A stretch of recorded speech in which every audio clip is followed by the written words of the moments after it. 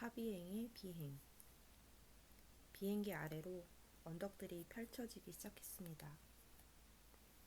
언덕은 벌써 황금빛 저녁 노을로 그 그림자가 짙어지고 있었습니다. 그런데도 들판은 언제까지나 사라지지 않을 것 같은 빛으로 오히려 밝아집니다.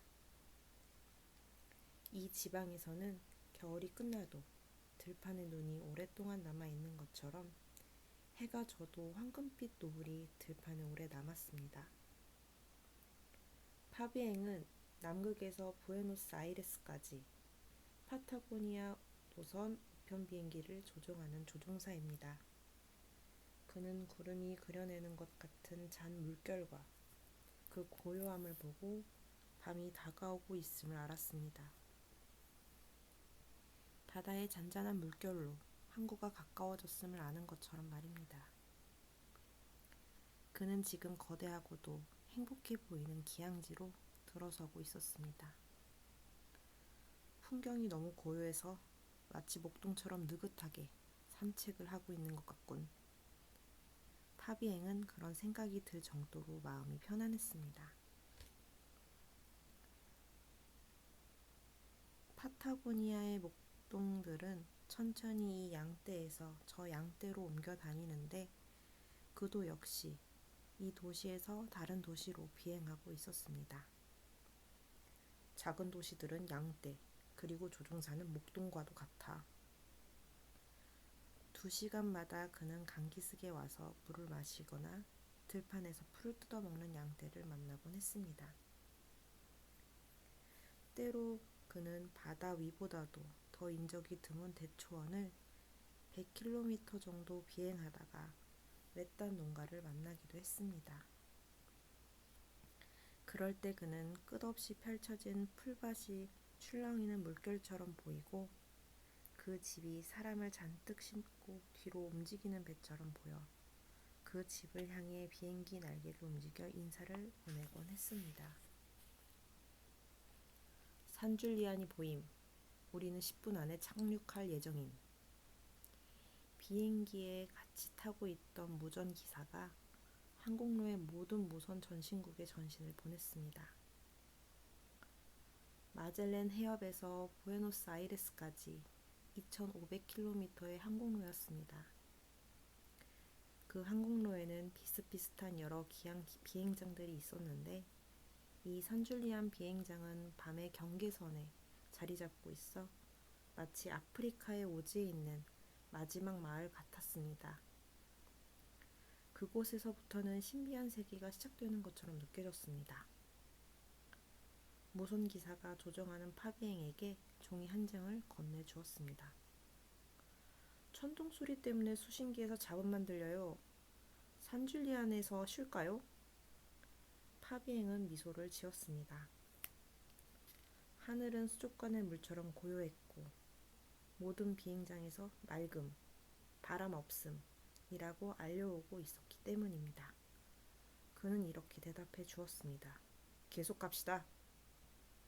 그러나 무선 기사는 과일 속에서 벌레가 꿈틀거리고 있듯이 어딘가에 비바람이 숨어 있을 것만 같은 생각이 들었습니다.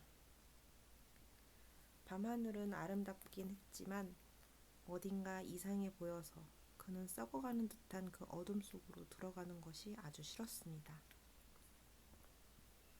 파비행은 산줄리안을 향해 엔진의 속도를 줄여 내려갔습니다. 갑자기 나른함이 확 몰려왔습니다. 인간의 생활을 즐겁게 해주는 모든 것, 집이며 작은 카페들이며 산책길에 늘어선 나무들이 점점 그에게 다가오고 있었습니다. 그는 정복을 끝낸 다음에 제국의 영토를 내려다보며 인간의 보잘것없는 행복을 발견한 정복자라도 된 것 같은 기분이 들었습니다. 파비행은 이제 그만 무기를 내던지고 싶었습니다. 이제부터는 많은 어려움을 헤쳐가며 슬픔과 쓰라림을 느껴도 보고 소박한 사람으로 이 땅에 살며 집안의 창문을 통해 변함없는 경치를 바라보고도 싶었습니다. 이 작은 마을이라면 그는 그렇게 살 수 있을 것 같았습니다. 사람이라는 존재는 일단 선택을 하고 난 뒤에는 자기에게 닥쳐올 그 어떠한 사실에도 만족하며 그걸 사랑할 수도 있으니까 말입니다. 그건 사람과 마찬가지로 사람의 눈을 멀게 합니다. 파비eng은 이 마을에서 오래오래 살며 이 땅에 자신을 맡기고 싶었습니다. 앞으로 1시간 정도 머무를 이 작은 도시와 낡은 울타리에 둘러싸인 정원들은 언제까지나 영원할 것만 같았습니다. 그는 마을이 비행기를 향해 다가오면서 어서 오라고 그를 향해 손짓하고 있는 것 같은 느낌을 받았습니다. 그래서 파비eng은 우정, 상냥한 여자들, 흰 식탁보를 사이에 두고 마주보며 식사를 하는 것들에 대해서 그리고 이런 것들이 서서히 몸에 익숙해지는 모습들을 떠올려 보았습니다. 이제 마을은 비행기 날개가 닿을 듯이 가까워졌습니다. 울타리를 쳐서 보호하려던 정원들이 하나하나 그 신비를 드러냈습니다. 그러나 정작 우편 비행기를 착륙시킨 후 파비eng은 돌담 사이로 천천히 움직이고 있던 몇 사람 말고는 아무도 보지 못했습니다. 이 마을은 움직이지 않는 것만으로도 마을의 비밀스런 열정을 간직하며 자기들의 즐거움을 파비eng이 보는 것을 허락하지 않고 있었습니다. 그는 마을의 안온함을 정복하겠다는 의도를 단념했습니다. 착륙한 지 10분이 지나서 파비eng은 다시 이륙했습니다. 그는 산줄리안 마을을 다시 돌아보았습니다. 이제 그곳은 한 줌의 빛과 별로써 남아있을 뿐이었습니다. 머무르고 싶었던 마음마저 먼지처럼 사라졌습니다. 계기판이 안 보이는군. 불을 켜야겠어. 파비eng은 스위치를 켰습니다. 그러나 석양의 희미한 빛 속에서는 계기지침을 비추는 붉은색 램프의 빛이 아직은 너무 약해서 분명하게 나타나 보이지 않았습니다. 그는 전구에 손을 대보았습니다. 손가락이 겨우 붉게 물들었습니다. 너무 이르군. 그러나 밤은 검은 연기처럼 피어올라와 어느새 골짜기들을 어둠으로 물들이고 있었습니다. 이제는 들판과 골짜기를 분간할 수 없을 정도로 어두워진 것입니다. 마을에는 불이 켜지고 그 불빛들은 별자리처럼 서로 응답하고 있었습니다. 파비eng도 손가락으로 표지등을 깜빡이며 마을에 응답해봅니다. 먼 바다를 향해 등대불을 켜듯이 집집마다 어둠을 향하여 자기의 불빛을 켜놓고 있었습니다. 인간의 생명을 지켜주는 그 모든 불빛이 벌써 반짝이고 있는 것입니다. 파비eng은 기항지로 들어설 때처럼 밤으로 조용하게 진입하면서 밤이 만들어내는 찬란함을 감상했습니다. 그는 조종석 의자의 머리를 파묻었습니다. 계기판에 라디움이 빛을 발하기 시작했습니다. 그는 숫자들을 차례차례 확인해보고는 만족했습니다. 안전하게 비행하고 있다는 것을 확인한 것입니다. 그는 손가락으로 비행기 양 날개의 금속 부품들을 만져보았습니다. 그리고는 그 금속 안에 생명이 흐르고 있음을 느꼈습니다. 금속은 진동하고 있는 것이 아니라 살아있다고 그는 생각했습니다. 500마력의 엔진이 그 금속 안에 아주 부드러운 흐름을 만들어서 얼음같이 찬 강철을 벨벳처럼 부드러운 살로 바꾸어 놓았습니다. 그래서 비행하는 동안 파비eng은 현기증이나 도취가 아니라 오직 살아 움직이는 생명체로서의 비행기의 신비로운 활동을 느꼈습니다. 이제 그는 자신이 다시 꾸며놓은 세계에 편안히 자리 잡기 위해 팔꿈치를 움직였습니다.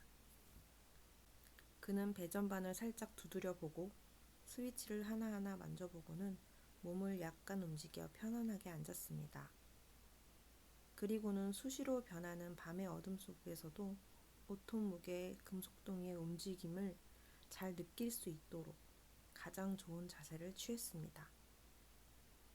그런 다음 보조 램프를 더듬어서 찾은 뒤 제자리에 갖다 놓고 그것을 밀어 놓았다가 다시 찾아서 램프가 어디론가 굴러가지 않는 것을 확인했습니다. 그는 또 조종간을 이리저리 만져보고는 눈으로 보지 않고도 정확히 잡을 수 있도록 손가락을 움직여 보았습니다. 이윽고 손가락이 조종간에 익숙해졌을 때에 비로소 그는 램프를 켜서 정밀 기계들을 비추고 모든 기기들을 정확한 위치에 갖춰 놓았습니다. 그런 다음 파비행은 계기판에서 눈을 떼지 않은 채 물속으로 잠수를 하듯이 밤속으로 진입했습니다. 비행기는 아무런 흔들림도 진동의 이상도 없었습니다. 자이로스코프도 고도궤도, 엔진의 회전 속도도 정상이었습니다. 그는 가볍게 기지개를 켜고 나서 가죽 의자 등받이에 머리를 기대고는 비행 중의 명상을 시작했습니다. 뭐라 표현할 수 없는 희망을 맛보는 순간이었습니다. 밤의 한가운데서 이제 그는 야간 파수꾼 같습니다. 그는 밤이 부르는 소리, 불빛, 불안이니 하는 것을 보며 밤이 인간의 일면을 보여주고 있다는 것을 깨달았습니다. 어둠 속에서 불빛이 하나 반짝였습니다. 그건 외딴 집일 것입니다. 그 별 하나가 꺼지는 것을 보며 그는 그 집이 사랑을 가두고 있는 집일지도 모른다고 생각했습니다. 아니, 어쩌면 근심과 걱정을 숨기려고 하는 집인지도 모릅니다. 그건 아마 다른 사람들에게 자신을 감추어 버리려는 것입니다. 램프 불빛 아래 식탁에 팔꿈치를 괴고 있는 농부들은 자기들이 지금 무엇을 하는지를 모릅니다. 그들을 둘러싸고 있는 이 거대한 밤의 어둠 속에서 자기들이 밝히고 있는 그 불빛이 얼마나 멀리까지 전해지고 있는지를 모르고 있습니다. 그러나 파비행은 1000km나 떨어진 먼 곳에서 비행하여 오면서 물결치는 공기 압력에 따라 이 비행기가 아래로 떨어졌다가 위로 솟구칠 때라든가 흡사 전쟁이라도 일어난 듯이 요란하게 몰아치는 뇌호 속을 뚫고 간혹 보이는 달빛을 보며 비행할 때 또는 그 등불들을 하나하나 정복하며 날아가고 있다는 기분을 맛볼 때 그 불빛들을 보면서 희망을 갖게 됩니다.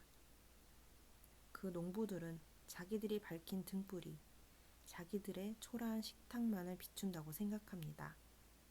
하지만 그 불빛은 무인도에 버려져 절망에 빠진 사람들이 먼 바다를 바라보고 서서 흔드는 등불처럼 80km 떨어진 곳의 사람들에게도 전해지며 그 불빛이 부르는 소리로 가슴이 뭉클해지는 것입니다.